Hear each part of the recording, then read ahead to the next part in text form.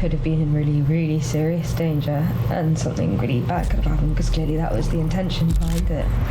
Sandwiched between the sparkling South Atlantic Ocean and a dramatic forested mountain backdrop, Rio de Janeiro is a comfortable contender for the most beautiful city in the world. It's kind of like Rodeo Drive. Whether it's the breathtaking scenery, vibrant favelas, or the world-beating cuisine, everything has a charm that grabs you and pulls you in. Bom dia.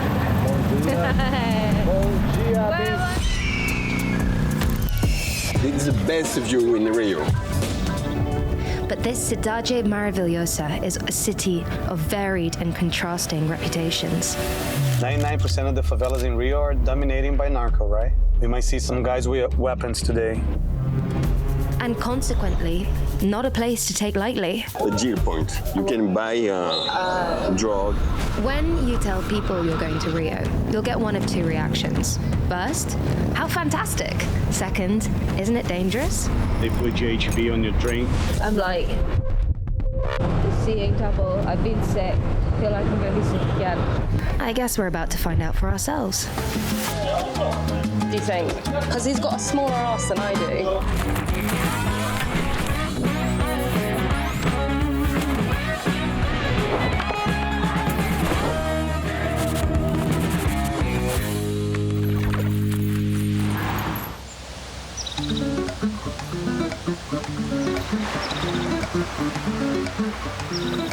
Somewhat unusually for a trip to Rio, our first adventure involves a hike up a mountain. Jean is a local tour guide who lives in a place called Vidigal, one of the city's smaller favelas. You record everywhere. Okay. And I say stop, it's stop. Huh? Yeah. Okay. Rio's favelas are vibrant, striking places, but many are controlled by armed drug gangs. Bom dia. Bom dia.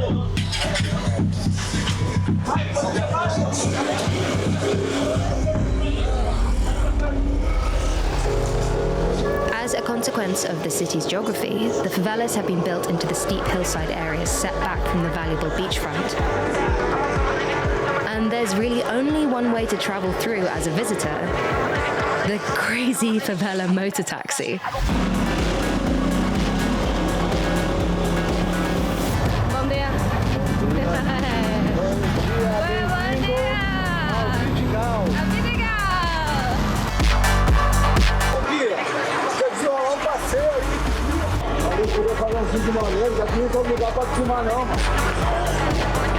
This would be great. Você compra quando vai? 60? Ah, tá.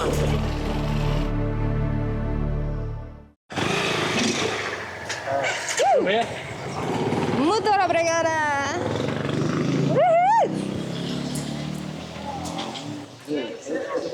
Until you stop filming halfway. No, All right. I might have done, but I have, because this is so small, I'm just like... No film. You kept checking, you kept looking back to see that it was pointing at the floor. The favela drug gangs are notoriously sensitive to cameras and other recording equipment. The gangs sell at various points known as drug corners, a practice that is oddly an illegal but accepted part of favela life. When we were walking down here, you said, is it Boca de Fuma? It's a point where a deal point. You can buy a drug, and I will explain to you. Okay. Right. So we pass. Is that what the sensitivity is about? When people say Yes, don't film, is that yes. because you're So coming up they to are it? one. Normally with my tour, we pass on the Boca de Fuma, and we pass. Okay. How do you, It's only me. Okay, we start and we continue the film. Okay. Give me your camera. Okay. And YouTube. Yeah. At this point, Jean is summoned by a gang member to explain why we have cameras in the favela today. What's this building here? Ok, anyway. Allez, On y va. on y va. Ouais. Tá bom, tranquila. Oh. Tranquilla. That's what I like to hear. Our cameras were still recording when Jean was speaking with the drug lords. We could show you footage of their conversation, but Jean relies on having a civil relationship with these gangs for his tour business, so we've decided not to. Essentially, he was reminded who's in charge around here.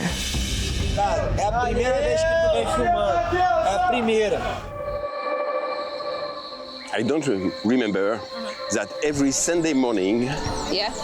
they are here to play soccer. Of course, they don't like to recall the face or anyway. Okay. Right, so just like in summation, essentially, we arrived and John was like, I forgot it was Sunday and there's a football league happening on the Sunday and there are a lot of people who don't want their faces shown on camera, which is why they were worried. Because they're part of the drug gang. Yeah, because they're part of the cartels. Normally, I see the group with their arm inside the park, not outside. It's the first time that, so he explained to me, it's okay for the first time, be careful for the second time.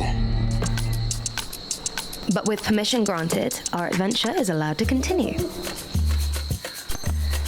What's this mountain called, Jean? What's this, this part here? What's it called? Is it Two Brothers or something? Alors, the Two Brothers is, in Portuguese, is Dois Irmãos. Two brothers, because there are two mountains. Voilà. So it's the best view. At the top is the best view, because it's only the view, the position where we can see the Christ, the Sugarloaf, and the three beaches, Leblon, Ipanema, and Copacabana. So this is the best view in all of Rio. Yeah, I'm sure. Wow. Okay. I believe you.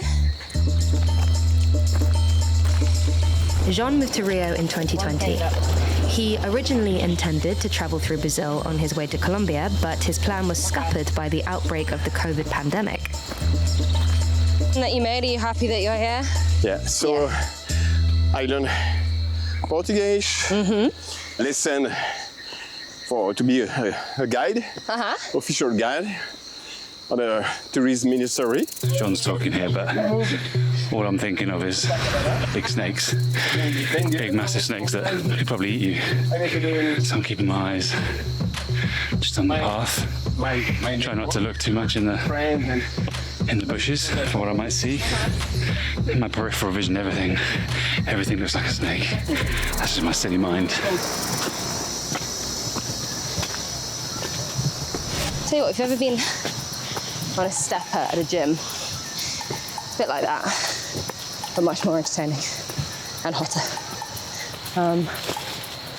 There's a little monkey. Monkey here. A little teeny tiny monkey. A capuchin.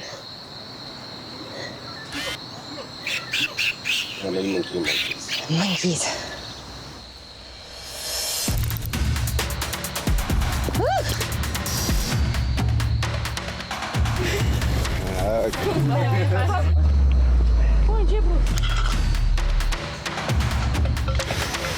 There'll be a little stroll up a hill. There's a mountain. Oh, look at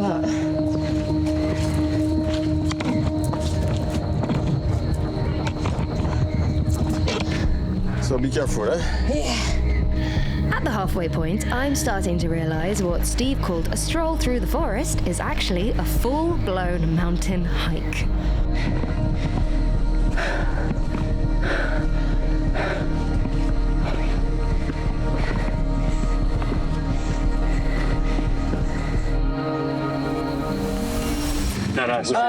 Yeah, I think the stuff like this is what we're doing. I really need a heads up. No, I didn't realise it was a hike. Você pode me ligar? Você pode deixar meu celular? I didn't realise we were doing all the way up this view. I think I'd like... Meu número de celular. Otherwise I'm going to address. Okay. Número de... I didn't know. Sorry, I thought it was Because I don't have any food. I just feeling a little bit wheezy. Yeah, I didn't realise it was like a hike. Voilà o celular dele. I'm fine. I think I just need to... Vou te mandar mensagem mais tarde. That's alright, sorry. Ok, só monta.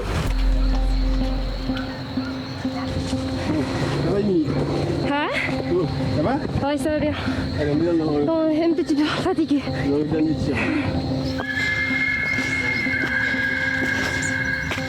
think Em hates me. I think she hates me. Didn't myself. See it on other people's videos. Cut down to 2 minutes. Yeah, that'd be fine.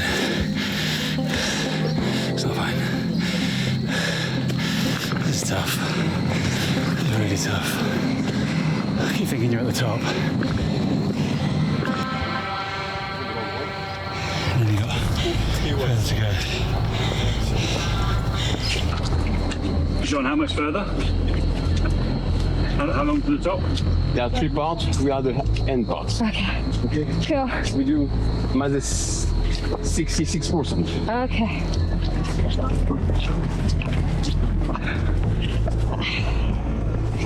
We don't have to go. No, it's like In through the nose, out through the mouth. I can't believe I didn't bring my inhaler. Always bring the inhaler.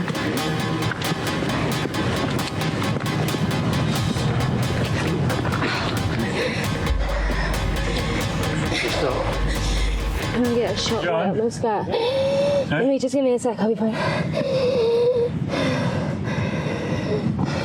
Even if I don't sound fine, one thing flashes through my mind more than anything else. I am gonna kill Steve if this mountain doesn't kill me first.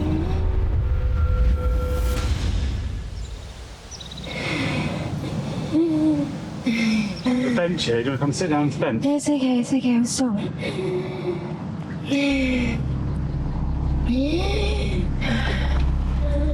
I have asthma. What's happened?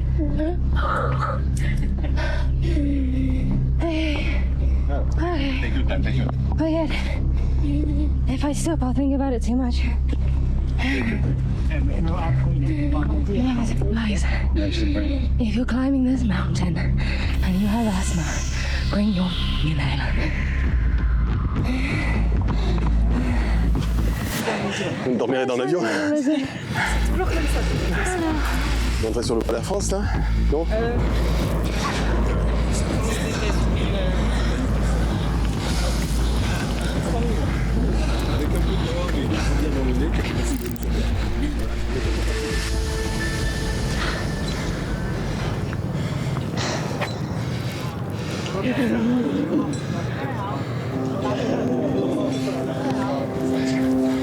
On to 10. How much do you hate me? 15. I get it, mate. I'm sorry.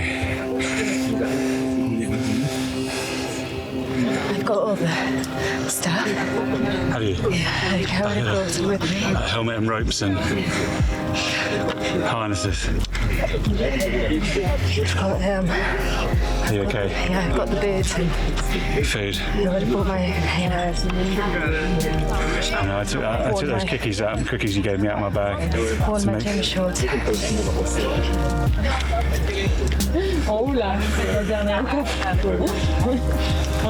would have brought my Timberlands with me. Oh, so good. Did you bring them? No, because I didn't know we were climbing.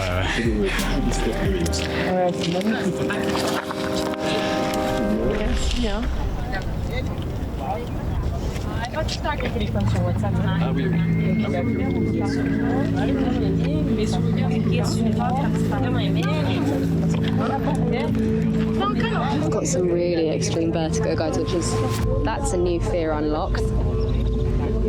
It's something I've just found out in my 30s, so that's fun. I feel like I'm falling, even though I know I'm not. Usually I'm fine with stuff like this. If I was attached to something, I'd be all right, but I think it's because I'm not, because I'm wearing slightly slopey shoes.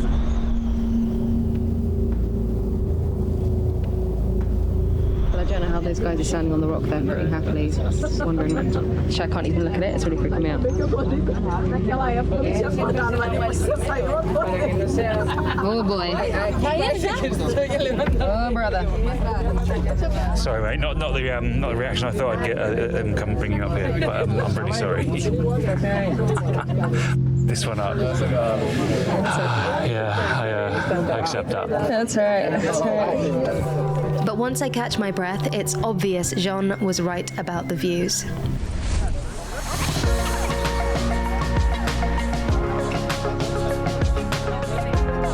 Congratulations, Emily. I'm very happy for you. Thank you very much. Yeah. Made it up the top. It's What I want to know is, what are we looking at here? What's this? in my back. It's the best view in Rio. Yeah? Yeah. What can we see? Here there are two beaches. The first beach is Le Blanc, Le Blanc? and the second is Ipanema. At the French, they are Copacabana. Copacabana. Over there. This, over that. Why is Copacabana the most famous beach, do you think? Copacabana is Copacabana. Here is the city. This is Rio here, and then that's a favela up on this. So there are, Rio without favela is not Rio. The bridge. That's what we haven't pointed out here. Christ the Redeemer. The Christ right Redeemer. there he is. Here. Sorry, Jesse, I'm leaning on you because I can feel myself falling that way, and now I'm very scared. You see? Up the Christ Redeemer. Okay, the size is 38 meters of the Christ. Built in 1932. Always watching. Here.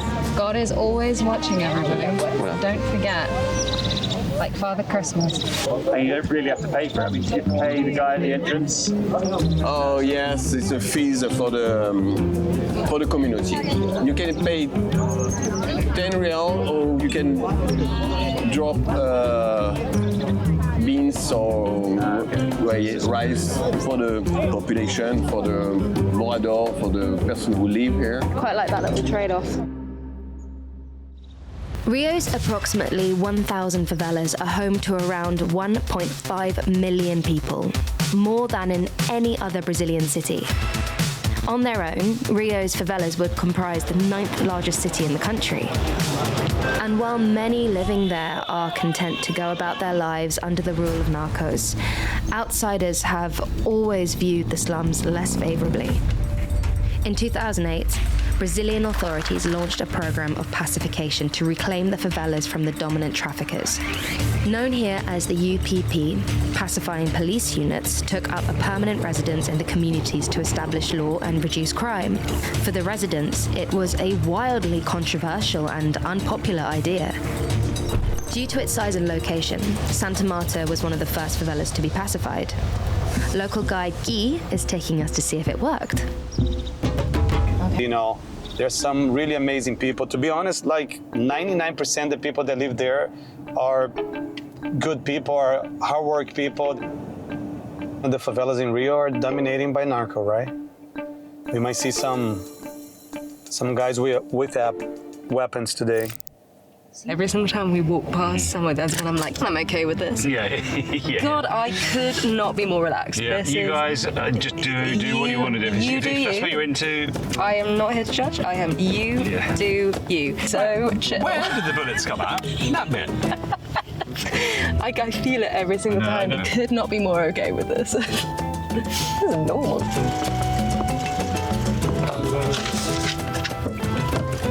Go!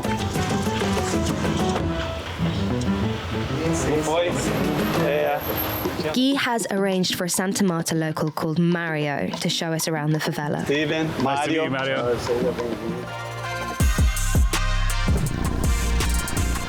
Yeah, this favela specifically, we just start calling favela by the stairway, right? By the steps. Why? Because here's still the city, the neighborhood. Okay. So here, for example, it's just normal buildings. Yeah. They're for sale.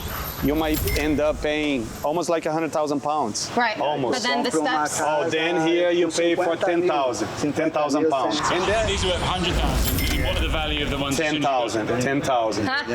Yeah, and we're gonna take the elevator. We've asked Mario to show us his favela home. He lives closer to the top, so with an incline of 45 degrees, it's sensible to take the cable car. The higher you climb into the favela, the cheaper the houses become.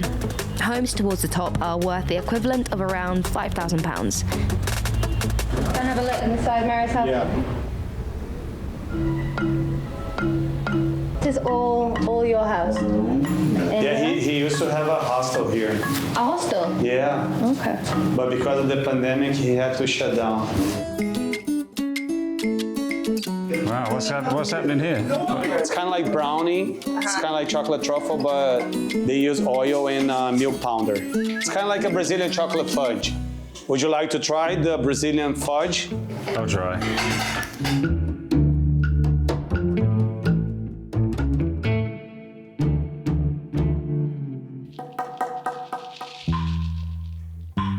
It is good. White chocolate in there as well. Yeah, tem chocolate branco também, né? That's incredible. White chocolate, hot chocolate. And that as well. They're so creamy as well. Só hoje não dá não. It's really good. Delicious. Thank you so much. I have to finish it. We call munchies. Munchie? What? He's on munchies. Oh, munchie. Does munchies mean the same thing in Brazilian as it does in English? Like, Yeah, we call larica. Yeah, we call larica. Ele tá na larica. Ele tá na larica. Yeah, but we don't get the meaning straight into the point. It's just saying that you're craving for something. You're hungry. Estevan tá na larica. He's on munchies. He's tá na larica. But it doesn't mean that he smokes, right? Yeah, I see.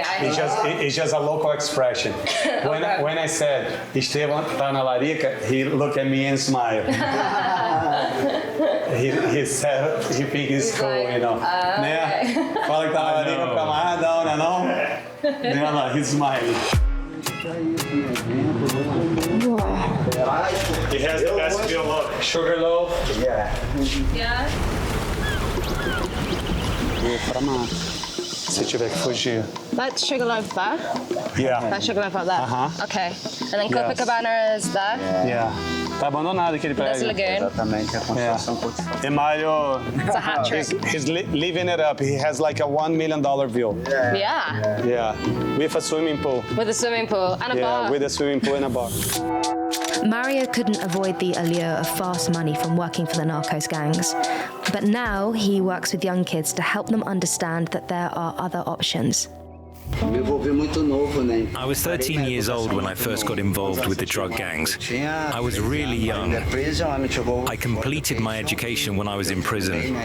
Yeah. Education and working as a tour guide changed my life. Is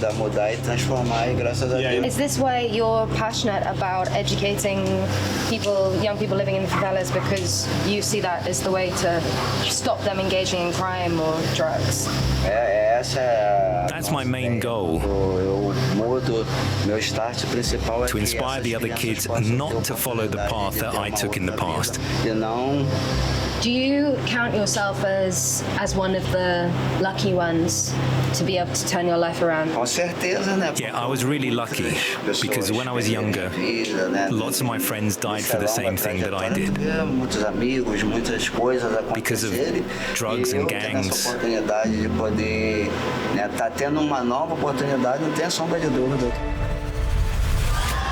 Mario was 13 when the favela came under the control of the pacifying police units. It wasn't a pleasant time for anyone living in Santa Marta. What is the attitude towards police in the favela? Are they very unwelcome here? Yeah, they are always incredibly brutal when they come here, so we don't see them with good eyes. They never come up here with a good attitude, bringing solutions, bringing help for the people living here. Yeah, They're just very aggressive and violent towards us. Was it like that from the start, like from day one, like 2007? The intention was good. Foi antes de surgir, né, o PP. But as you know, our government is very corrupt. We are generally optimistic people, but there's no way to not be pessimistic about that situation. Was it ever good? Was it ever, or does anyone living here consider it a success? Exatamente, porque não chegou a polícia somente, chegou o serviço There were some positives. UPP doesn't mean only relating to the police world. They brought a lot of investments because we had the attention of the world at that time. The introduction of the UPP back in 2008 was part of a wider plan to prepare the city for two mammoth sporting events soon to be held in Brazil.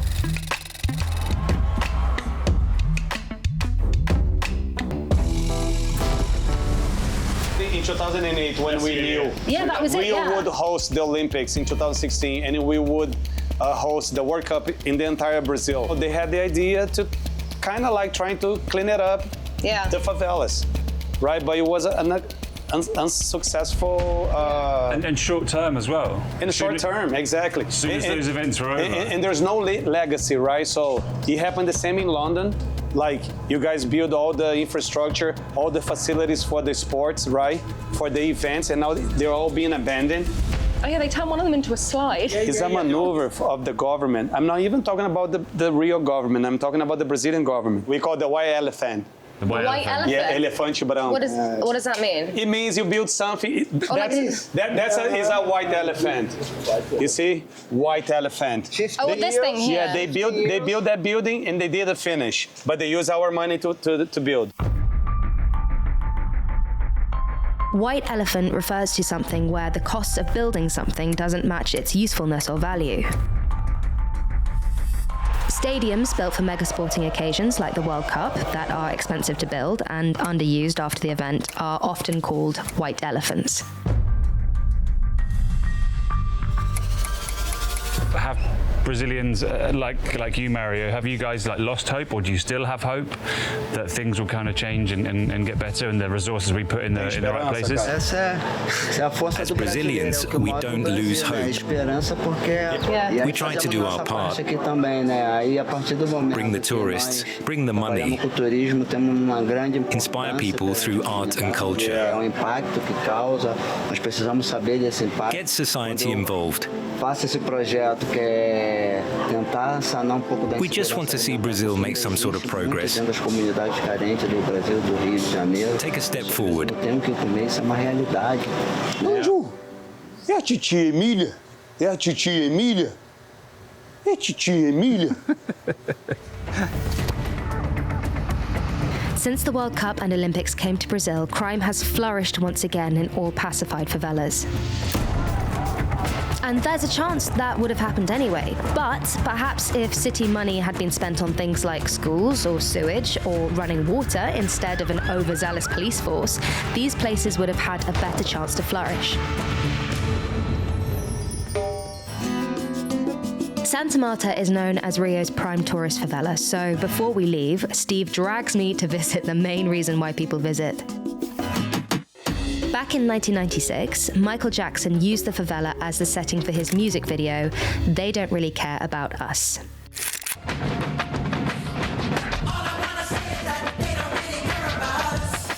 Can you just come tell me what you think of this statue? As a sort of depiction of MJ. So I guess this is But just the actual... It's been kind of incredible that he was here doing this. Do you know, to scale? What do you think? Because he's got a smaller ass than I do. Do you think, is it lifelike? If this is to scale, then he is scaling me. Do you know how I think it's lifelike? Because it's freaky as hell. And he is freaky as hell. I do struggle with it. But I'm someone who believes the survivors and the victims of this. So I don't know. Yeah, me too. You know, glorify. I actively don't listen to his music. You know, I find it difficult. So I guess I'm like, yeah, I get it, but not in awe of it. Not in awe of it. No. Amazed with it. Yeah.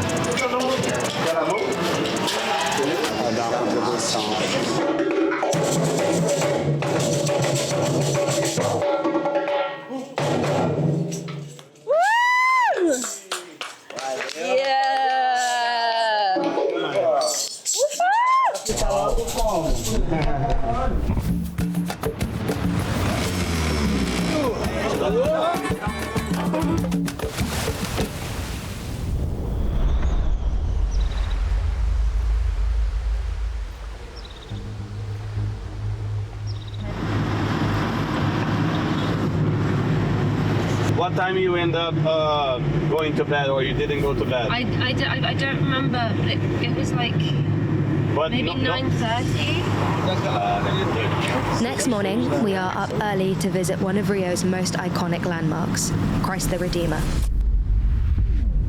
But when we get out of the cab, it becomes clear that something horrible happened to me last night. Em's had a bit of a strange night. I think she went out, had a bar near the hotel last night, and it seems that maybe something was put in her drink.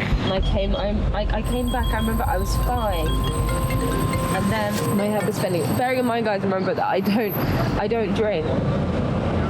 And now I'm like seeing double. I've been sick. I feel like I'm going to be sick again. And where was this bar? Literally opposite the hotel on the beachfront? Yeah, I don't remember which one it was. Okay.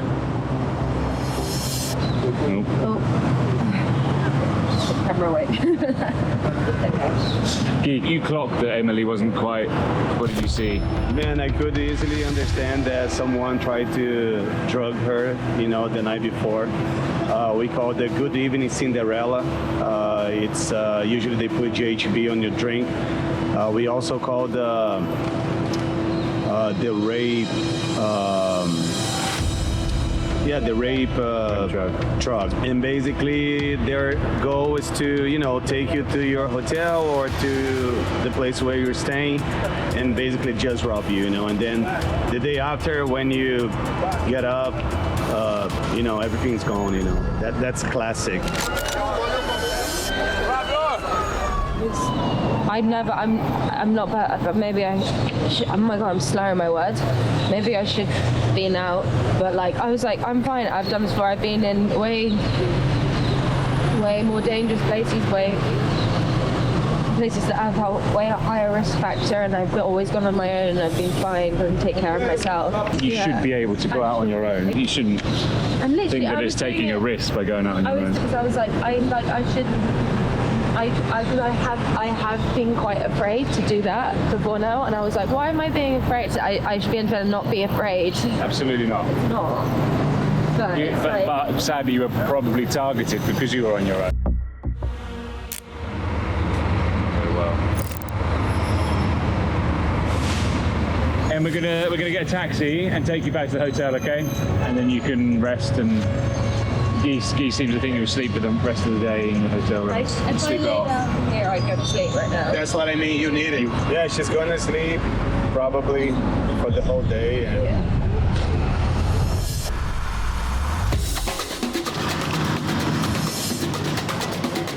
While Em recovers at the hotel, I'm off to explore a side of the city we haven't seen so far. In many ways, there are two Rios. We've seen the favelas, but the Rio of the middle and upper classes comprises 60% of the city's population.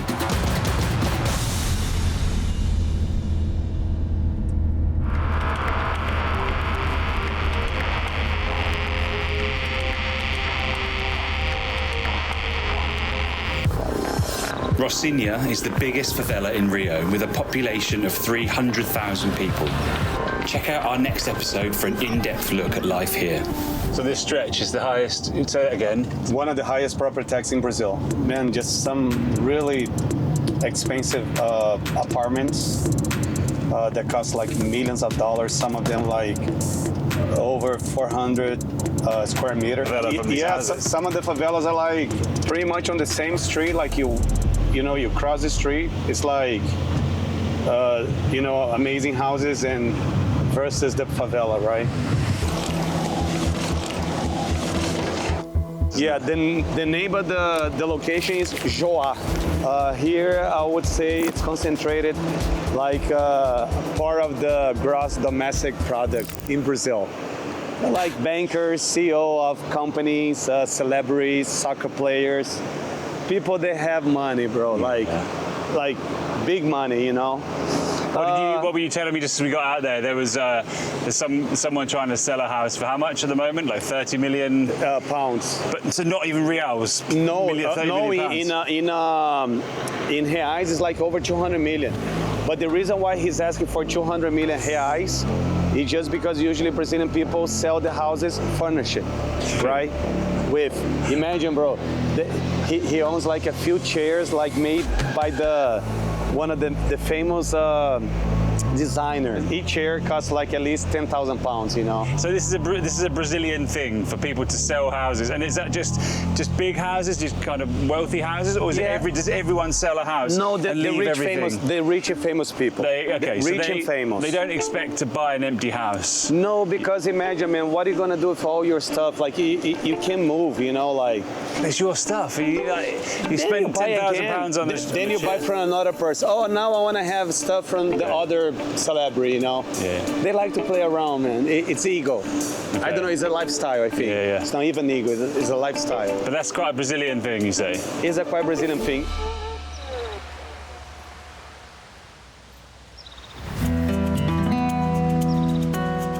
I mean, it's pretty different from the. Bro, it's a different reality. Like, so for Rocinha was what, 5 minutes away, 5-minute journey? 10 minutes driving. 10 minutes. To be honest, man, people that live people that work for these people, most of them live in a favela. Yeah. Housekeeping. These guys here selling their fruit. Oh yeah, these guys, maybe. for sure. Yeah, for sure. So Rio is the city of contrasts. Absolutely. 1% of the population are super rich. And then we kind of have like a middle class, and then pretty much they all poor, man. They make at the most like, let's say $400 maybe. You know? The vast majority of the city's population the majority actually they make a minimum wage, which is about right now 230 pounds. A month? A month. A month? Yeah. And then how they do? You know, each family member makes at least a minimum wage, and then you know, man, you throw like 10 people in a one bedroom house, and they all live like together, you know. I suppose on that money, the only place you can probably afford to live is a favela. Exactly. Yeah, the favela. Yeah, because it's cheaper, right? Oh, yeah. And then you don't pay proper tax. You don't pay electricity. You don't pay water. Yeah.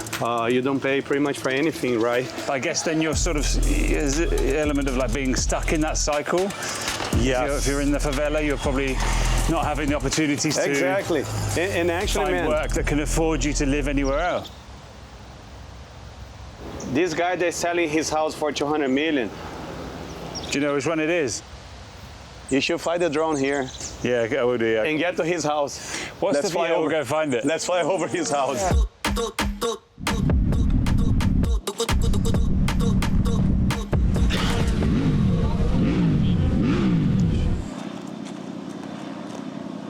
Yeah, just go higher, right? Yeah. It's pretty cool. Why don't you come and get some shots of the screen?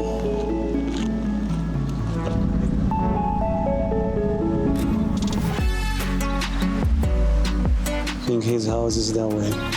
To the right? To the right, yeah. These pools, everyone's got a pool. Yeah, bro. Yes. Oh, maybe it's this one. Oh, no, I don't think so. It's something bigger. But this is crazy, man. This footage is like gnarly. Maybe that's his. Maybe. Oh man, that's great. Yeah, bro. Look at the size of the swimming pool. Yeah. Maybe that's his. Maybe. I think so. Yeah. Oh yeah, that's the one. I wonder. It's got two swimming pools. Yeah, but I'm almost positive that's his. So the £30 million house. Yeah. 250. Yeah, 33 million pounds. 250 million reais. Yeah. I think that's the one, bro. You're spying, man. Yeah. You're gonna get caught. You're going back to England, and I'm gonna stay. I'm gonna get in trouble. Right, flying. Look at this one, bro. You're seriously spying. Yeah. Do you think you should come back? No, it's okay. Keep doing it. We're not gonna get in trouble. Oh, look, the police.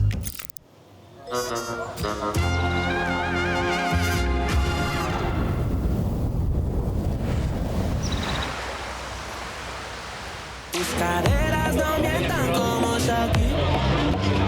Ese cuerpo de dulce, tráelo aquí.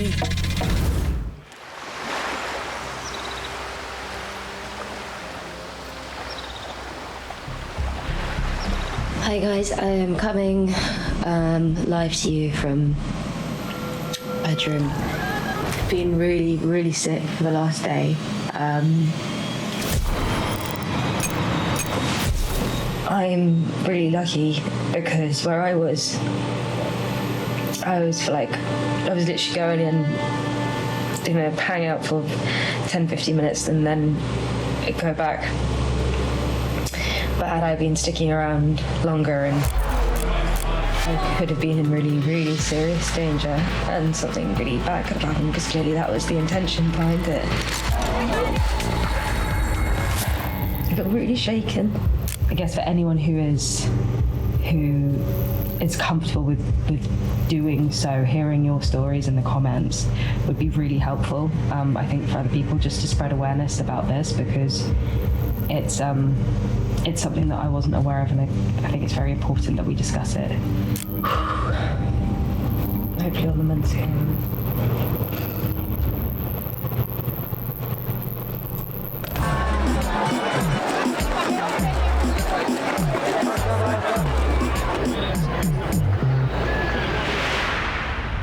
Rio has been absolutely amazing. Of course, there have been some really difficult moments, but when I think about Rio, I won't think about that. It'll be the people, the natural beauty everywhere you look, and it being one of the most alive, vibrant places I have ever visited.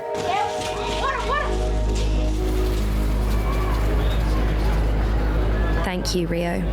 You are not like anywhere else.